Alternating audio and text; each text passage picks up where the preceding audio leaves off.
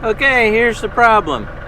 When we raise the bucket, take a look at when the left side comes up versus the right hand side, and this is how we're going to fix it. But this is the issue.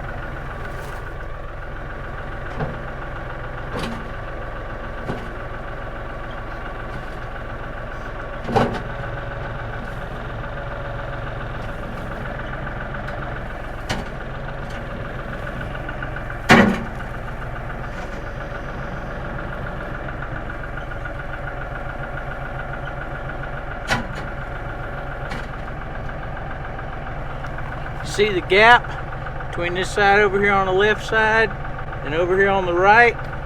We're probably looking at an inch to an inch and a half. So let's see what we can do about that. Stand by.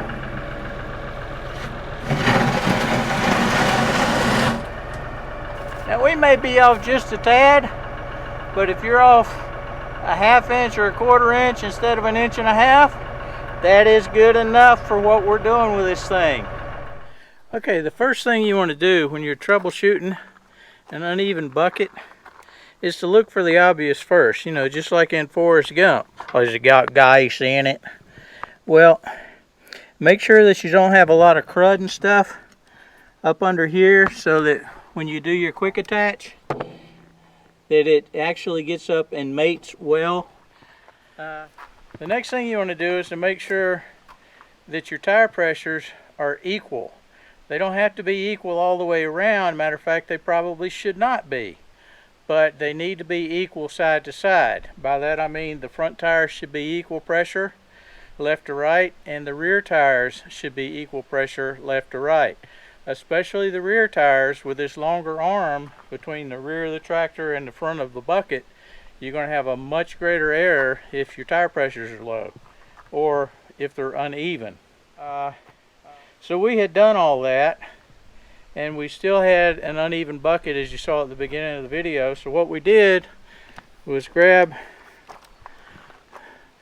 the torque wrench, not the torque wrench, the impact wrench, and start at the front of your bucket and work your way to the rear. Like I said, we took all the pressure off of these bolts, put a little bit of pressure on the front lip of the bucket to where it kind of raised some of the weight off of the front tires. So that meant that each side of the bucket was carrying an equitable load distribution. And then we just went back in and tightened down these. That bolt's just for the stand for the loader frame. That's not a big deal, but these four are critical on each side. Go back along. You also have the bolts for your hydraulic cylinder, left and right, and then where the bolt mounts, I don't know if you can see it, but all the way back here at the rear of the loader arms.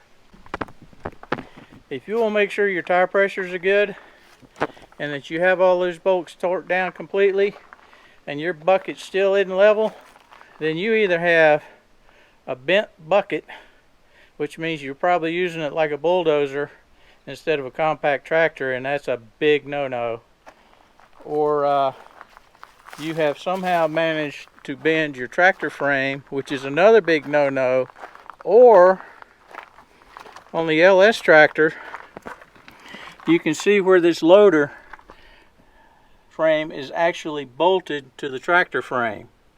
So you know you're not going to get any movement out of this part, but if your frame bolts aren't tight, and the easiest way to check those, I mean, you should still check them for torque occasionally, but if your lock washers in here are still compressed, odds are you're still probably good to go.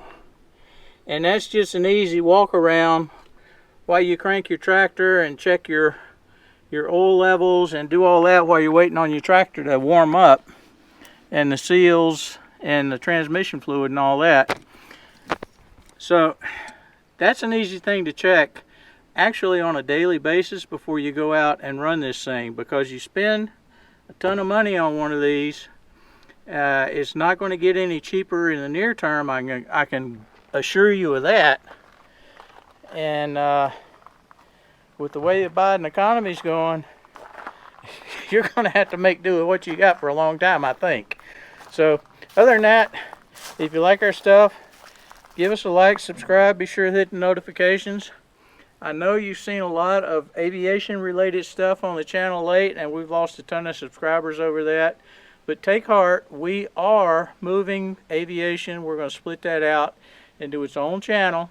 So you tractor guys aren't going to have to put up with watching helicopters fly, and vice versa. So that's what we're going to do. Look for those changes to come out over the next month or two. And go ahead and like, subscribe us here, and that way you'll be able to see when we do the swap over. And you know, when you go to the new channel for what you like, I'd appreciate it if you'd leave your subscription on this channel. We won't end up posting on it anymore, so it's not going to bother you, but it sure is the devil going to help us out. All right, appreciate it. We'll see you next time from Hidden Acres Outdoors. Bye.